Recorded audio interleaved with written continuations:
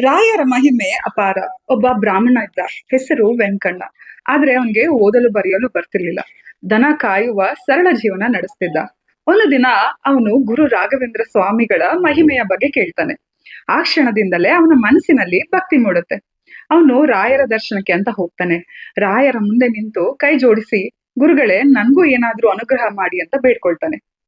ಆಗ ಕರುಣಾಮೂರ್ತಿಯಾದ ರಾಯರು ಅವನನ್ನ ನೋಡಿ, ನಿನ್ಗೆ ಏನ್ ಬರುತ್ತೆ ಮಗುವೆ ಅಂತ ಕೇಳ್ತಾರೆ. ವೆಂಕಣ್ಣ ತಲೆ ತಗ್ಗಿಸಿ ನಿಂತ್ಕೊಳ್ತಾನೆ. ಯಾಕಂದ್ರೆ ಅವನ್ಗೆ ಓದಲು ಬರೆಯಲು ಏನೂ ಗೊತ್ತಿರ್ಲಿಲ್ಲ. ಇದನ್ನ ಕಂಡಂತ ರಾಯರು ಅಪಾರ ಕೃಪೆಯಿಂದ, ಆಪತ್ತು ಬಂದಾಗ ನನ್ನ ಹೆಸರನ್ನ ನೆನ್ಸ್ಕೋ ಅಂತ ಹೇಳಿ ಆಶೀರ್ವದಿಸ್ತಾರೆ. ಹೀಗೆ ರಾಯರ ಆಶೀರ್ವಾದ ಪಡೆದ ವೆಂಕಣ್ಣ ಊರಿಗೆ ಮರಳ್ತಾನೆ. ಒಂದು ದಿನ ಅವನು ದನ ಕಾಯುತ್ತಿರ್ಬೇಕಾದ್ರೆ ಅಲ್ಲಿಗೊಬ್ಬ ರಾಜನ ಆಗಮನವಾಗುತ್ತೆ. ರಾಜನ ಕೈಯಲ್ಲಿ ಒಂದು ಪತ್ರ ಇರ್ತದೆ. ಅದನ್ನ ಓದಿ ಹೇಳುವಂತೆ ವೆಂಕಣ್ಣನನ್ನ ಕೇಳ್ತಾನೆ. ನೀನು ಬ್ರಾಹ್ಮಣ ಅಲ್ವಾ, ಓದಿ ಹೇಳು ಅಂತ ಆದೇಶ ಮಾಡ್ತಾನೆ.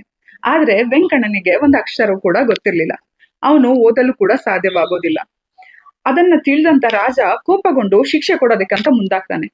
ಆ ಕ್ಷಣದಲ್ಲಿ ವೆಂಕಣ್ಣನಿಗೆ ರಾಯರ ಮಾತು ನೆನಪಾಗಿ, ಆಪತ್ತಿನ ಹೊತ್ತಿನಲ್ಲಿ ಅವನು ಮನಸ್ಸಾರೆ ಕೂಗ್ತಾನೆ, ರಾಘವೇಂದ್ರ ಅಂತ. ಆಗ ಅದೇ ಕ್ಷಣದಲ್ಲಿ ಅದ್ಭುತವೊಂದು ಸಂಭವಿಸುತ್ತೆ. ಅವನ ಮುಂದೆ ಇದ್ದಂತ ಅಕ್ಷರಗಳೆಲ್ಲ ಅವನಿಗೆ ಅರ್ಥವಾಗಕ್ಕೆ ಆರಂಭ ಆಗತ್ತೆ. ಒಂದು ತಪ್ಪಿಲ್ಲದೆ ಅವನು ಆ ಪತ್ರವನ್ನ ಓದಿ ಹೇಳ್ತಾನೆ. ರಾಜನು ಕೂಡ ಆಶ್ಚರ್ಯಚಕಿತನಾಗ್ತಾನೆ. ಇಷ್ಟು ಜ್ಞಾನವಿರುವ ನೀನು ನನ್ನ ಜೊತೆಯಲ್ಲೇ ಇರ್ಬೇಕು ಅಂತ ಹೇಳಿ ಅವನನ್ನ ದಿವಾನನಾಗಿ ನೇಮಿಸ್ತಾನೆ. ಹೀಗೆ ದಡ್ಡ ವೆಂಕಣ್ಣ ದಿವಾನ ವೆಂಕಣ್ಣನಾಗ್ತಾನೆ.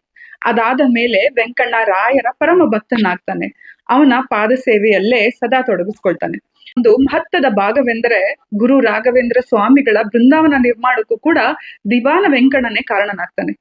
ರಾಯರ ಕೃಪೆ ಯಾರ ಬದುಕನ್ನಾದ್ರೂ ಕೂಡ ಎತ್ತಿ ಹಿಡಿಯಬಲ್ಲದು. ಆಪತ್ತಿನಲ್ಲಿ ನೆನೆದ ಹೆಸರು ಅಜ್ಞಾನಿಯನ್ನು ಕೂಡ ಜ್ಞಾನಿಯಾಗಿಸಬಲ್ಲದು. ರಾಯರ ನೆನೆ ಮನವೇ, ನೆನೆದವರ ಕೈ ಬಿಡದ ಕರುಣಾಸಾಗರ ನಮ್ಮ ರಾಯರು.